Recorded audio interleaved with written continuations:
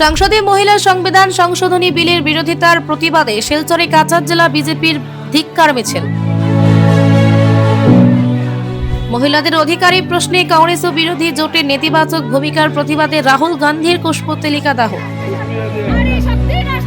131 নং সংবিধান সংশোধনী বিলের বিরোধিতাকারী রাজনৈতিক দলগুলোর বিরুদ্ধে শিলচরে রাজপথে তীব্র বিক্ষোভ প্রদর্শন। 131 নং মহিলা সংবিধান সংশোধনী বিলকে কেন্দ্র করে উত্তাল শিলচর। সংসদে উক্ত বিলের বিরোধিতার প্রতিবাদে আজ রাজপথে নামল কাছাড় জেলা বিজেপি মহিলা মোর্চা। সরকারের এই ঐতিহাসিক পদক্ষেপ বানচাল করার প্রচেষ্টার বিরুদ্ধে আজ শহরে এক বিশাল ধিক্কার মিছিল প্রতিবাদী কর্মসূচি পালন করা হয়। শিলচর বিজেপি কার্যালয় থেকে আজ এক বর্ণাঢ্য মিছিল বের হয়, যা শহরের গুরুত্বপূর্ণ পথ অতিক্রম করে ক্ষুদিরাম মূর্তির পদদেশে এসে শেষ হয়।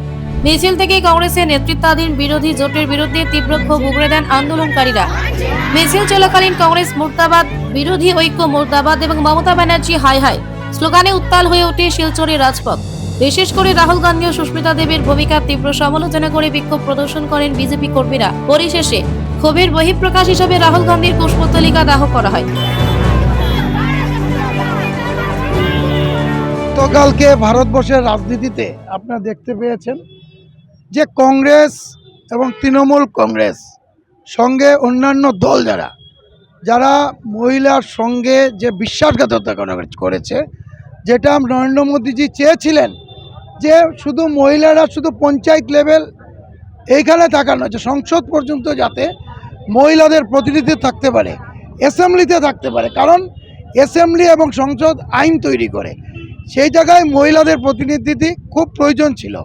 সেই কাজটা গতকালকে দেখলেন আপনারা।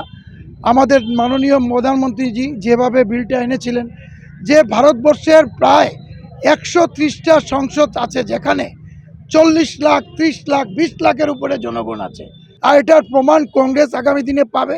আপনারা দেখতে পাবেন কংগ্রেস ভারতবর্ষের কোনো রাজ্যে ক্ষমতায় নেই। এই কিছুদিনের মধ্যে দেখবেন পশ্চিমবঙ্গেও তৃণমূল কংগ্রেসকে আপনারা খুঁজে পাবেন না। যে মমতা ব্যানার্জি বারবার বলেন যে মহিলার সমর্থনে আছে, একজন মহিলা হয়ে মমতা ব্যানার্জির সঙ্গে আমাদের শিলচরের সুস্মিতা দেব, যিনি মহিলা নেত্রী, উনি এসে বড় বড় কথা বলেন। গতকালকে আমরা দেখলাম যে উনি বিরোধিতা করলেন। মহিলার বিরোধিতা করে তাকে মহিলা বলা যায় না। আমি বলবো তারা আমাদের সমাজের একজন কলঙ্কিত মহিলা, যারা কলঙ্ক করেছেন। রাহুল গান্ধী দেখেছেন রাহুল গান্ধীর চরিত্র গতকালকে।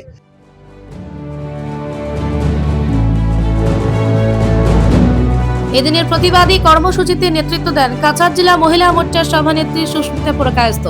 তার সঙ্গে উপস্থিত ছিলেন সংগঠনের সহসভানেত্রী মঞ্জু সিনহা, মনীষা দে এবং পারমিতা পাল সহ প্রমুখরা।